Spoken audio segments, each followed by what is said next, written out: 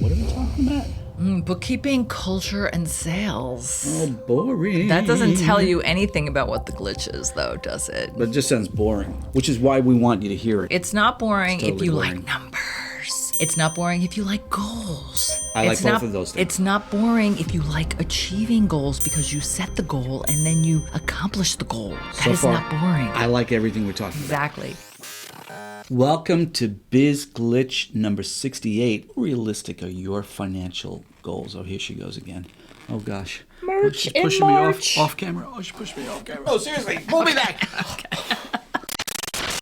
How realistic are you with your financial goals? That could be revenue, that could be income, that could be net worth, that could be sales, right? I mean, there's lots of different types of financial goals that you can set. And you do this, you're so guilty of this. Well, I was just about to pipe up that I feel like this glitch was inspired by this guy right here because It's true. not only Linda, but also my oldest best friend has many times. We work together in the mortgage industry together, and he has said it, and she has said it many times. You set your sights so high. Yes. Oh, those goals are not realistic. And I respond by saying, yes, but look how much I've achieved while trying to reach that level. That is true. I haven't really done a study to know if it's like 4 out of 5 times or 2 out of 5 times to know how often you actually reach that number. I really think it's 2 out of 5 that you reach a number that you set. I think this could be debated, so we would love to hear in the comments what you think. A lot of pundits will say dream big, and then you never know what you'll achieve beyond what you would have settled for. I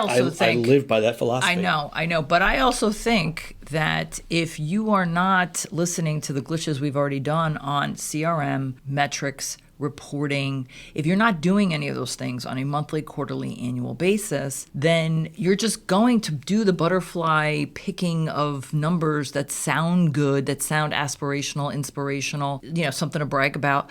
But is it realistic? And what happens if you don't reach them? There are consequences to that as well, depending on how much planning and prioritizing that you've done, but also because it could be super depressing if you don't meet that goal and you depended on it because you planned some other things around it. Speaking of goal, unrealistic goal, potentially unattainable goal that I set for myself. Yeah. That I achieved. This is not a... I'm just saying. Not a dating site. Me, I'm talking to the audience privately here. Me? This dude? With this amazing woman? How did that happen? Unrealistic goals. Speaking of goals, what's our goal for today? The goal is to set a plan on how you're going to review your numbers, even if it's for last month or last year, so that you can see, whatever you sell, what kind of sales activity did you have around it? And depending on your marketing plan, it is possible to be realistic of what you think. Like if you sold 100 things, 100 of whatever units of whatever widgets, is it possible to do 25%? Is that realistic? Is that realistic? I mean, you can just break it down like that. I want to point out that Linda brought up that word that we Widgets? talk about so often that so many people become uncomfortable with. Not Marketing. widgets. Oh, Marketing. it is a thing. Can't tell you how many those conversations we've had We just with did a small couple business owners. in the last couple days. And they go, I'm so busy. Oh, you're right. I should do more. And then, It's how bad do you want it? How bad But do you can take action. Yeah. And Linda right now is going to tell you what today's actionable item is. See how I segued there? Yeah, you did. That was pretty good. I made a very realistic Except I have goal. to look away because I don't remember what it is. I made a very realistic goal of achieving, leading you into the segue there of the actionable item. We've kind of already talked about this. Open up your CRM, open up a report that has to do with sales, and start poking around with running a report. Hashtag math is fun.